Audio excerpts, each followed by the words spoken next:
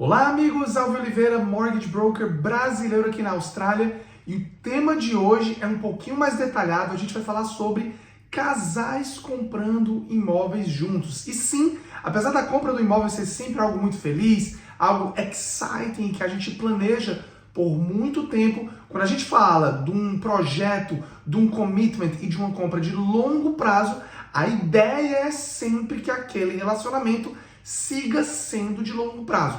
Contudo, como sabemos, nem todo relacionamento é de longo prazo, então é importante sim ter uma conversa muito franca, aberta e sincera com o seu parceiro antes de entrar nesse projeto. E aqui eu abro tanto para você que é casado, como para você que está no de facto relationship. Então hoje eu queria conversar com vocês e explicar um pouquinho mais sobre tanto as implicações de financiamento, como um pouquinho das implicações legais. É claro, quero deixar bem claro que esse vídeo tem um intuito educativo, é uma informação bem geral para teu caso específico. É importantíssimo vir falar com a gente como mortgage brokers para a parte de financiamento e sim ter um conselho, um advice, um counseling do teu solicitor, do teu advogado aqui na Austrália sobre como é a melhor forma de proceder para você. Primeira coisa que é importantíssimo deixar claro, o que é um relacionamento de facto considerado aqui na Austrália. E aqui vamos entender o que o banco considera um de facto relationship e não o que o governo considera de facto relationship, porque isso sim é bem diferente nesses casos. Então, para o banco, você está num de facto relationship se você mora com seu parceiro há pelo menos 3 meses, bem diferente dos 2 anos que o governo entende. Então, pelo menos 3 meses, e olha que interessante, se você tem a intenção de morar, ou seja, vocês dois moram em casas separadas, estão comprando um imóvel para morar juntos, para o banco, aquilo ali já é sim considerado um de facto relationship. E aí é onde a gente tem que ter muito cuidado. Se você está comprando um imóvel e às vezes você mora com sua parceira e vocês ainda não estão ali num relacionamento necessariamente sério, mas você colocou na tua aplicação que você está num de facto relationship, apesar de você se considerar solteiro, para o banco a análise que ele vai ser feita vai ser como de facto. O que eu quero dizer com isso? Como solteiro, você é solteiro, você tem despesas de solteiro e assim o banco vai te analisar.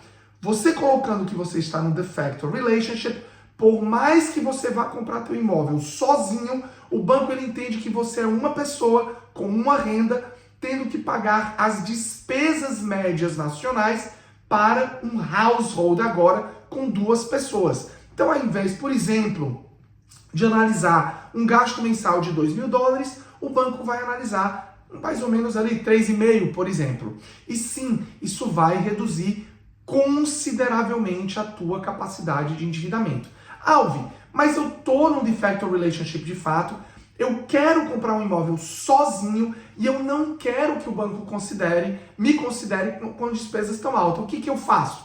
Existem sim alguns bancos que, contanto que a gente demonstre que teu parceiro ou parceira consegue bancar, consegue ter renda suficiente para pagar as suas despesas pessoais, existe ali então uma análise feita para o banco, considerando somente o teu caso, somente as tuas despesas, como se você fosse solteiro.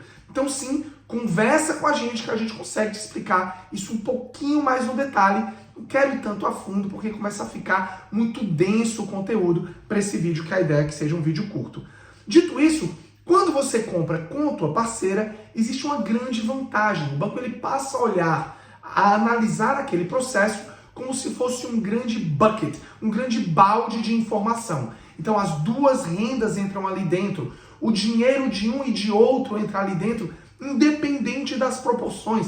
Pode ser que um tenha uma renda mais alta, mas o outro esteja colocando a maior parte do dinheiro. O banco ele vai olhar como se fosse um só. E vale também para as despesas e para as dívidas. Cartões de crédito, dívidas. Então tudo vai ser analisado como se fosse um só para aquela aplicação. E isso sim, muitas vezes faz com que tua capacidade de endividamento aumente consideravelmente. Agora vamos lá.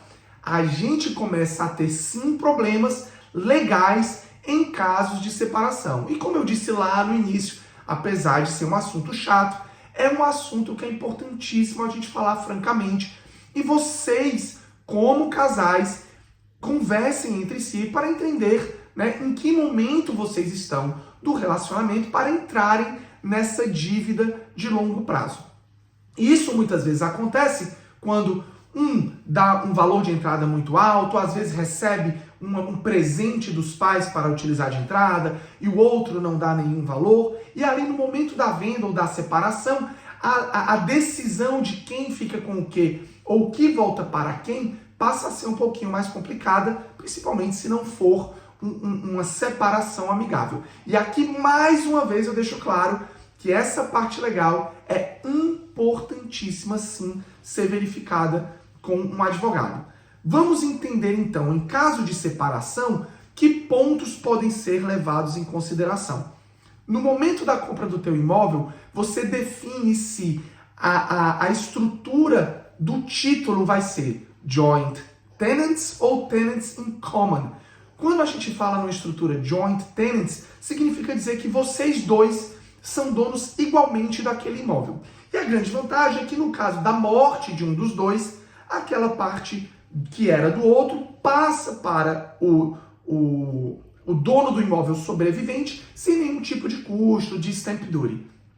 Contudo, em caso de separação e em caso de venda, o equity ele vai ser sim dos dois, sem que a gente consiga dividir esse é para esse ou esse é para aquele.